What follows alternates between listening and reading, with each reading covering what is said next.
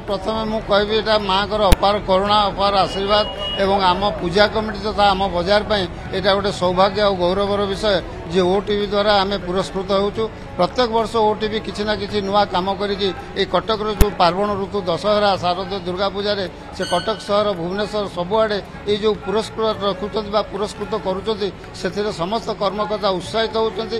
ता छड़ा बजार बासिंदा माने भी बहुत खुशी होती जहाँ आमर पूजा कमिटी गोटे पुरस्कार ग्रहण कला एवं आम बजार ना सुनाम वृद्धि है। यहाँ प्रकृत पक्ष देखा गले यहाँ माँ को अपार करुणा संभव होशेष धन्यवाद देवी आमर ओटीवीर समस्त कर्मकर्ता को जे सी पार्वण ऋतु एत असुविधा सत्वे एत भिड़ सत्वे से सबू कार्य को सुचारू भाव तुलाऊँच एवं सबू मंडप को जाइकिनी माँ को जो दर्शन सारा भारत वर्ष कराऊँच से अंतरु धन्यवाद एवं कृतज्ञता। निश्चय निश्चय बहुत उत्साहित होती आम भर गोटे कंपिटिशन चली आम आउ कौन भल कले आम ओटीवी द्वारा आउ पुरस्कृत हबू। तेणु समस्त मध्य गोटे प्रतियोगिता आरंभ होती पुरस्कार पाइबा।